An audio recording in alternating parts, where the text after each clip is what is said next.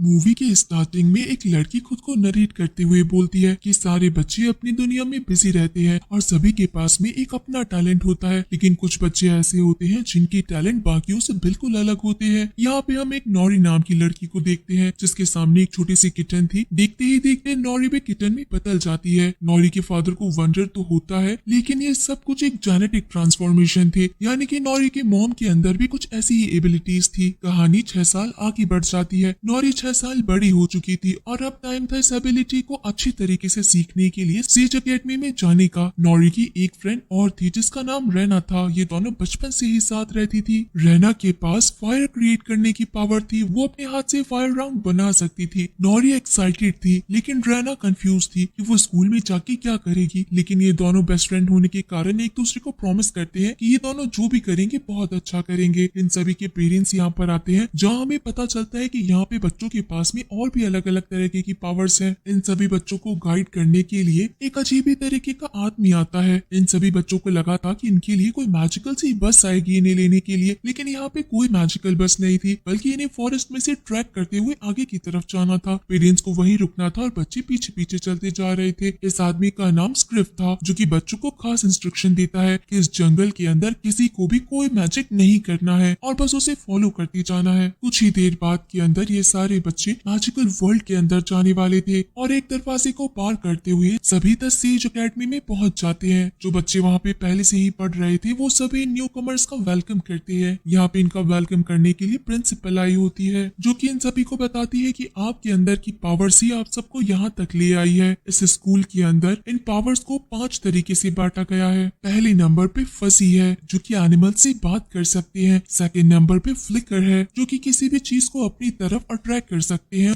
तीसरे नंबर पे flare group आता है, जो कि फायर को क्रिएट कर सकते हैं, यानी कि रैना जैसे। चौथे नंबर पे फ्लेयर आते हैं, जो कि हवा में उड़ सकते हैं। और 5वें नंबर पे फ्लक्सर आते हैं, जो कि खुद को एनिमल के अंदर ट्रांसफॉर्म कर सकते हैं, बिल्कुल नौरी के जैसे। लेकिन इन सभी को स्कूल में एडमिशन लेने के लिए एक टेस्ट देना पड़ेगा और अब टाइम था उसी टेस्ट को देने का। हर ग्रुप के टीचर प्रिंसिपल के साथ बैठे थे अपने बच्चों को चुनने के लिए, लेकिन इस टेस्ट के अंदर कुछ बच्चे ऐसे थे जिनकी पावर्स ठीक से काम नहीं कर रही थी। एक एलियट नाम का बच्चा जिसे फायर निकालनी थी, लेकिन उसकी पावर से फॉग निकलता जा रहा था। पेपर नाम की लड़की जिसे चीजों को अपनी तरफ पुल करना था, लेकिन उसकी पावर रिवर्सिबल थी। वो एक वास को काफी तेजी से फेंकती है, जो कि शायद किसी के सर पे भी लग सकता था। एंड्रेस नाम का लड़का जो कि हवा में तोड़ सकता था, लेकिन उसे वापस नीचे उतरना नहीं आता था। और अब आखिरी बारी नौरी की थी। नौरी को टास्क मिला था कि उसे 6 सेकंड तक एक कैट के अंदर ट्रांसफॉर्म होके रहना है, लेकिन नौरी कुछ ही सेकंड के अंदर बदल जाती है। वो एक कैट के साथ में ड्रैगन का भी फॉर्म ले लेती है। इन सभी बच्चों को कार्ड्स मिले थे और अब जिस बच्चे के पास जो कार्ड था उसी के अकॉर्डिंग उन्हें अलग अलग पार्टीशन में बढ़ जाना था। लेकिन इन 4 बच्चों के कार्ड में यूडीएम लिखा हुआ था। यूडीएम का मतलब किसी को भी नहीं पता और प्रिंसिपल के कहने के बाद नौरी यूडीएम को फॉलो करते हुए वहीं चली जाती है। नौरी कहती है कि मुझे यहीं रुकना है, यहाँ पे मेरी जरूरत है, मैं यहीं तो पढ़ने के लिए आई हूँ। लेकिन प्रिंसिपल नौरी की कोई बात नहीं सुनती और उसे भेज देती है। फॉरेस्ट में आगे जाने के बाद यहाँ पे नेम लिखा था, जो कि उसे बेसमेंट के अंदर जाके मिलता। यहाँ पे ऑलरेडी 3 बच्चे पहले से ही थे, यानी कि एंड्रेस, पेपर और एलियट, और इन सब का टीचर स्क्रिप्ट था। नौरी कहती है कि ये मेरी जगह नहीं है, मैं गलत जगह आ गई हूँ, मुझे यहाँ पे नहीं रहना है, मुझे ऊपर जाके पढ़ाई करनी है। और आखिर हम कौन सी जगह पे है? तभी यहाँ पे इनके प्रिंसिपल आती है और सब कुछ क्लियर करती है कि यूडीएम का मतलब होता है अपसाइड डाउन मैजिक। वो बच्चे जिनका मैजिक सही तरीके से काम नहीं करता, उन बच्चों को बाकी बच्चों के साथ नहीं रखा जाता है। उन बच्चों के लिए यही जगह है। आज से काफी सालों पहले यूडीएम के बच्चे जिन्हें कम मैजिक आता था, वो भी बाकी बच्चों की तरह ही ट्रेनिंग लिया करते थे। लेकिन शैडो मैजिक, जो कि अब तक का सबसे बुरा मैजिक है, उसकी पोजीशन के अंदर एक बच्चा आ चुका था, जिसके बाद एक बहुत बड़ा इवल मॉन्स्टर ने सबके ऊपर अटैक किया। सारे टीचर्स की मदद से उस शैडो मॉन्स्टर को वहां से भेज दिया गया। लेकिन उस टाइम के बाद से सारे यूडीएम के बच्चों को अलग रखा गया जिनका मैजिक सही नहीं है, ताकि ब्लैक मैजिक शैडो मॉन्स्टर की पावर इन बच्चों के अंदर न आ पाए। प्रिंसिपल ये भी कहती है कि तुम बच्चों को यही रखा जाएगा ताकि तुम धीरे धीरे अपना मैजिक भूल सको। तुम्हें किसी तरीके का मैजिक नहीं सिखाया जाएगा, बल्कि एंगेज रखा जाएगा दूसरे कामों में और उसके बाद घर भेजा जाएगा। ये बातें सुन के सारे बच्चों का दिल टूट जाता है। इधर सेज एकेडमी के अंदर क्लासेस होना स्टार्ट होती है। ये क्लास फ्लेयर की थी, जहाँ पे रैना भी थी। टीचर आके सभी बच्चों को इन्फॉर्म करती है कि कुछ ही दिनों के अंदर एक एनुअल फंक्शन होने वाला है, जिसके अंदर हर मैजिक से 2 बच्चे आगे बढ़ेंगे और जो भी उस मैच के अंदर जीतेगा वो बच्चा अपनी टीम को रिप्रेजेंट करेगा। फ्लेयर के टीचर को रैना हमेशा से ही बहुत पसंद पसंद थी, इसी कारण फर्स्ट मैजिक के लिए वो रैना को ही बुलाती है। ये मैजिक कॉर्न से पॉपकॉर्न बदलने का था। रैना थोड़ी सी डिस्ट्रैक्टेड थी, इसी कारण वो सारे कॉर्न को जला देती है। ये सारी चीजें एक सीनियर भी देख रही थी। यह स्क्रिप्ट बच्चों को एंगेज रखने के लिए उन्हें ब्रूम दे देता है, जो कि एक मैजिकल ब्रूम तो बिल्कुल भी नहीं थी, वो यहाँ की सफाई के लिए दी गई थी। नॉरी सफाई करते करते फ्लक्सर क्लास के पास में पहुंच जाती है, जहाँ पे टीचर बच्चों को अच्छे से एनिमल में ट्रांसफॉर्म होने के बारे में नोट्स लिखवा रही थी। ये सारी चीजें नॉरी भी सुन लेती है और तभी क्लास के अंदर आके टीचर से उसे किटन को अपने पास ले लेती है और कोशिश करती है कि अब वो ये सारी चीजें सीख के और नोट्स को ध्यान रख के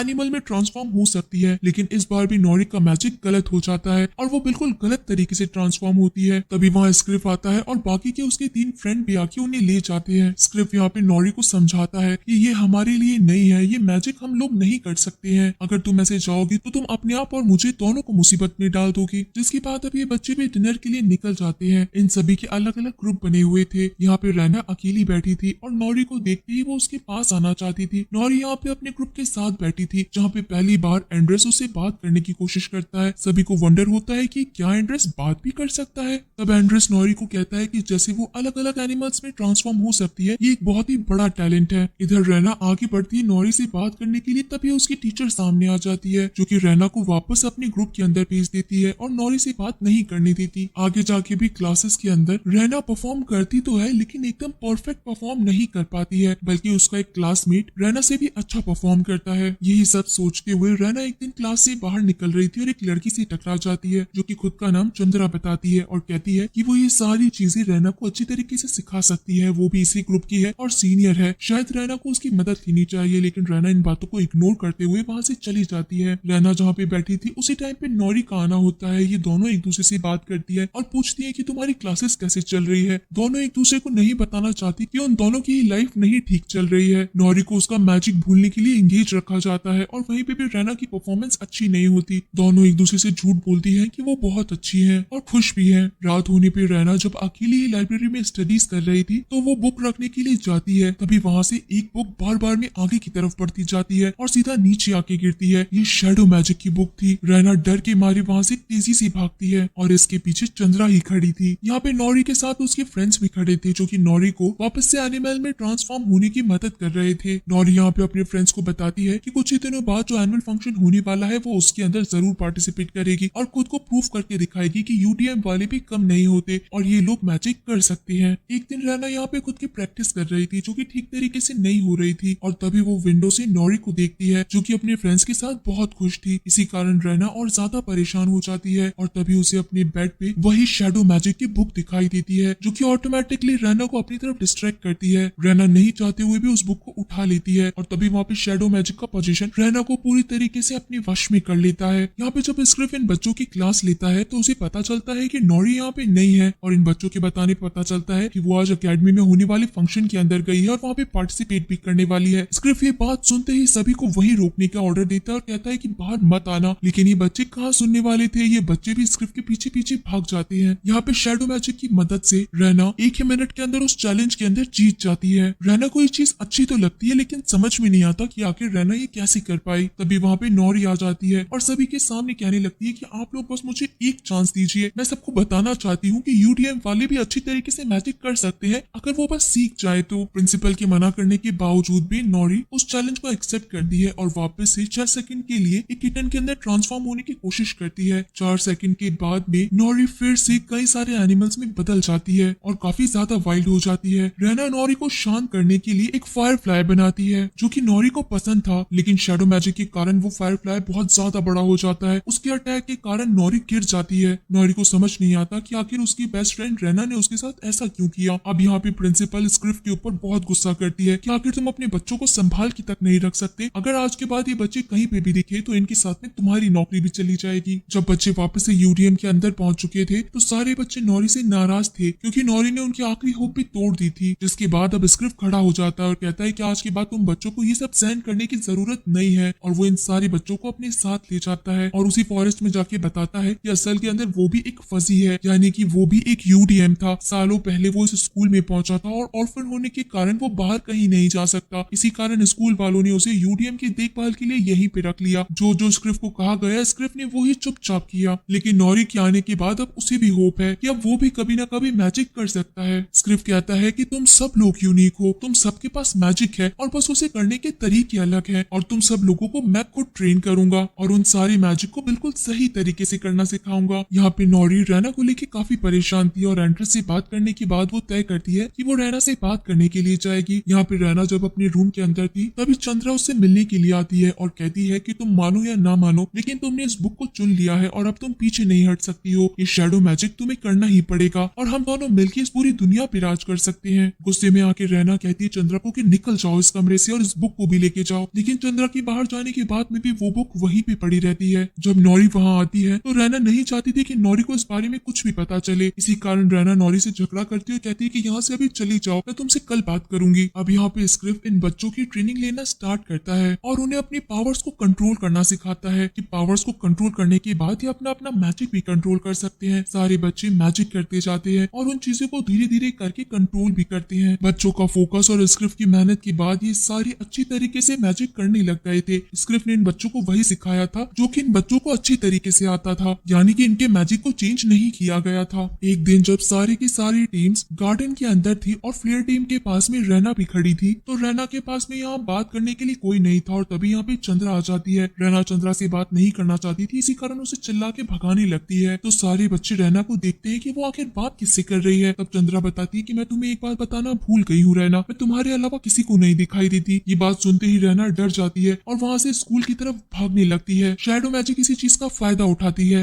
रैना डरी हुई थी, कमजोर थी और रैना के ऊपर वो पूरी तरीके से हावी हो जाती है। यहाँ नौरी को लगता है कि रैना के साथ कुछ तो गलत हुआ है, इसी कारण वो उसी जगह पे पहुंचती है जहाँ पे रैना खड़ी थी और उसके बाद जब स्कूल के अंदर आती है तो उसे रैना बिल्कुल बदली हुई दिखाई देती है। रैना यहाँ पे नौरी को भागने के लिए कहती है, नहीं तो वो उसे डिस्ट्रॉय कर देगी। नौरी उसे समझाने की कोशिश भी करती है लेकिन तब तक तो रैना ने अपने हाथ में फायर फ्लेयर बना लिया था। नौरी वहाँ से भागती है और सीधा यूडीएम तक पहुंचती है जहाँ पे वो स्क्रिप्ट और अपने फ्रेंड्स को बताती है कि रैना पूरी तरीके से चेंज हो चुकी है, वो अलग तरीके से बात कर रही है। स्क्रिप्ट समझ जाता है कि रैना के ऊपर शैडो मैजिक हुआ है। नौरी कहती है कि ये सब कुछ हमें प्रिंसिपल को बताना चाहिए, वो हमारी मदद करेगी, लेकिन स्क्रिप्ट कहता है कि हमारी बातों पे कोई बिलीव नहीं करेगा, अब जो करना है हमें ही करना है। अगला दिन एकेडमिक रिवॉर्ड्स का दिन था जहाँ पे सारे बच्चे अपनी पावर्स को लेके श्योर तो थे लेकिन इतना श्योर नहीं थे कि वो रैना की ब्लैक मैजिक को हरा सके। प्रोग्राम स्टार्ट हो चुका था और अब रैना को स्टेज पे बुलाया जाता है अपनी पावर्स को दिखाने के लिए। तभी वहाँ पे रैना सबको डराने लगती है और उसकी शैडो काफी ज्यादा बड़ी हो चुकी थी। सभी लोग वहाँ डर के मारे भागने लगते हैं। रैना ने कई जगह ब्लास्ट भी कर दिए थे अपनी पावर से। सभी लोग समझ चुके थे कि रैना के ऊपर शैडो मैजिक का पोजीशन है। तभी वहाँ पे स्कूल की प्रिंसिपल सारी टीचर से कहती है कि अपनी अपनी पावर्स का यूज करो। जब ये सारे अलग अलग मैजिकल पावर की टीचर अपने बच्चों को लीड करते हैं तब भी ये शैडो मैजिक कम नहीं हो रही थी और न ही हार रही थी। तब स्क्रिप्ट अपने बच्चों के साथ में आता है और अब ये सारे बच्चे अपने मैजिक यूज करना स्टार्ट करते हैं। पेपर अपने मैजिक से अलग अलग फैले हुए शैडो मॉन्स्टर को एक जगह करती है। एलियट अपने विंड से उस पूरे शैडो मॉन्स्टर को इंजर्ट करता है। एंड्रेस हवा में जाके शैडो मॉन्स्टर को डिस्ट्रैक्ट करता है और कंफ्यूज कर देता है। और अब बारी थी नौरी की, वो अलग अलग एनिमल्स में ट्रांसफॉर्म होती है और उसके बाद इस शैडो मॉन्स्टर को हरा देती है और वहीं पे जमीन पे गिरा देती है। जिसके बाद प्रिंसिपल वापस से ऑर्डर देती है सभी को कि एक साथ पावर यूज करके शैडो मॉन्स्टर को पकड़ लिया जाए, लेकिन नौरी वहाँ पे सबको मना करती है कि ऐसा मत करो, असल के अंदर अगर इसके ऊपर काबू किया गया तो रैना पे मारी जाएगी। नौरी नॉर्मल ट्रांसफॉर्म होती है और रैना को समझाने की कोशिश करती है कि प्लीज इससे जीतने की कोशिश करो, ये ब्लैक मैजिक है और इस शैडो मैजिक से तुम्हें जीतना ही होगा। आखिरकार रैना एक फायर फ्लेयर बनाती है और उस पूरे शैडो मैजिक को ब्लास्ट कर देती है, जिससे कि इन दोनों फ्रेंड्स का वापस से रीयूनियन होता है। और अब प्रिंसिपल को भी मानना पड़ता है कि ये सारे यूडीएम के बच्चे भी उतने ही पावरफुल और उतने ही टैलेंटेड है जितने की बाकी बच्चे हैं। इन सबको सेज के अंदर एडमिशन मिल जाता है। अब तो स्क्रिप्ट को भी एक टीचर बना दिया गया था और वो भी एक फजी टीचर के जैसे बच्चों को एनिमल से बात करना सिखाता था, वो भी सिंगिंग करते हुए। नौरी सबको अलग अलग जानवरों में ट्रांसफॉर्म होना सिखाती थी। लेकिन मूवी के लास्ट सीन में हम देखते हैं कि इस लाइब्रेरी के अंदर अभी भी वही शैडो मैजिक की बुक वापस से बाहर आने की कोशिश कर रही थी, यानी कि हो सकता है कि वापस से ये बुक किसी और को भी अपने जैसा इविल बना सकती है। और इसी के साथ गाइस ये शानदार मूवी यहीं पे खत्म होती है।